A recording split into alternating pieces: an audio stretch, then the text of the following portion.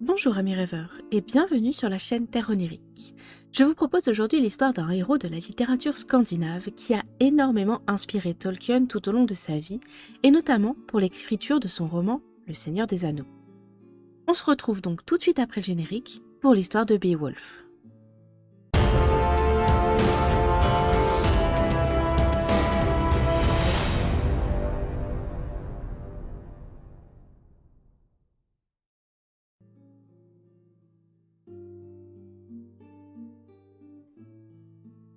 L'histoire de Beowulf est l'un des poèmes majeurs de la littérature anglo-saxonne.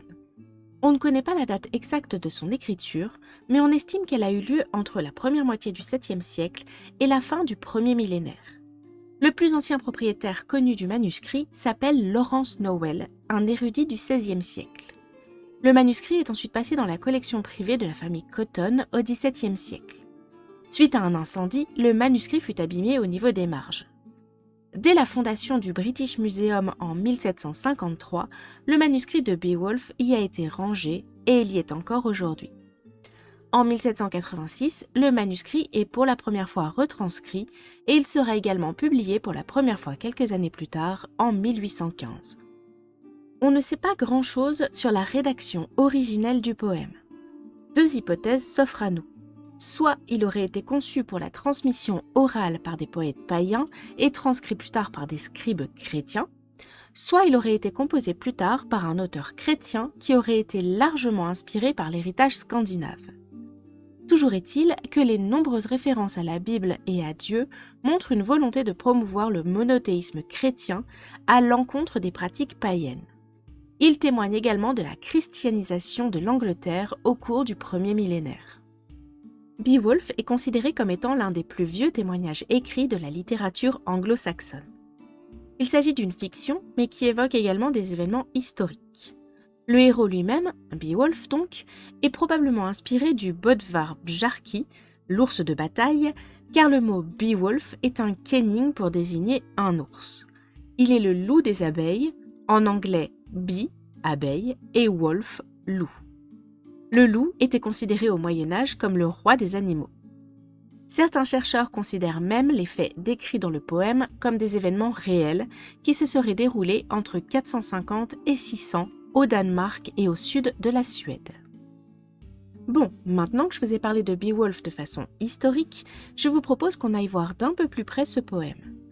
Principalement ce qu'on y trouve, ce sont les hauts faits du héros Beowulf et surtout les 3 combats les plus importants de sa vie. Pour le premier de ces hauts faits, l'histoire commence avec le roi Hrothgar qui a construit un palais immense dans lequel il fait la fête avec sa femme et ses hommes. La fête était si bruyante que ça a fini par attirer un monstre. Le monstre s'appelait Grendel. Il s'attaqua au palais, tua plusieurs des hommes de Hrothgar et les mangea, mais il ne put pas toucher au trône car celui-ci était protégé par une puissance supérieure. Le roi décida alors de faire appel à un héros pour se débarrasser du monstre. C'est là que notre héros fait son entrée sur la scène. Beowulf était un jeune et puissant guerrier go qui voyageait au Danemark à cette époque. Il voyageait avec une petite troupe d'hommes d'armes et quand il apprit que le roi Hrothgar avait besoin d'aide pour chasser un monstre, il se proposa pour faire le taf. Il s'introduit alors dans le palais avec ses hommes et alors qu'ils faisaient tous semblant de dormir, Grendel revint dans le château pour les attaquer. Beowulf profita de cet instant de surprise pour s'attaquer à lui. Le combat dura longtemps et plusieurs hommes furent tués. Beowulf lui-même eut du mal à prendre le dessus, mais il finit par arracher un bras à Grendel. Le monstre s'enfuit alors pour se réfugier dans sa cachette, où il finit par mourir des suites de ses blessures.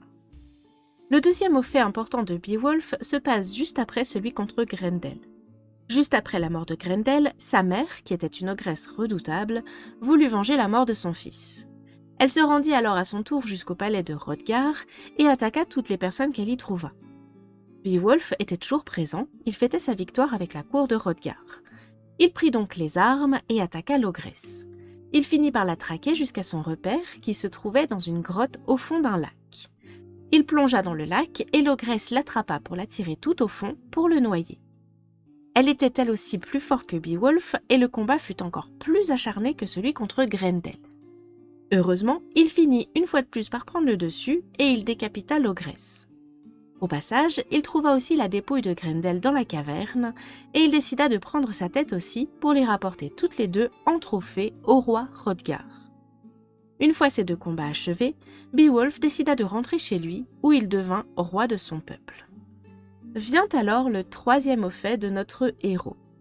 Une fois devenu roi chez lui, Beowulf régna en paix durant 50 ans. Il était donc bien âgé quand la problématique suivante lui tomba dessus. Un esclave, voulant racheter sa liberté, s'introduit dans la caverne d'un terrible dragon. Là-bas, il vola une magnifique coupe en or et s'enfuit avec. Le dragon, fou furieux, sortit alors de sa caverne et attaqua le royaume de Beowulf. Beowulf était alors très vieux, mais il était toujours un guerrier redoutable.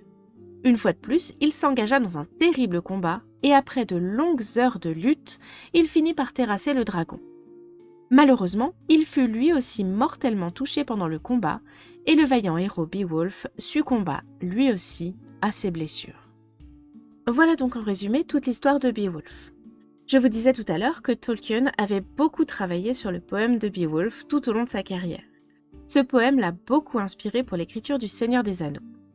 En 1936, il a tenu une conférence qui s'appelait « Beowulf, les monstres et les critiques ».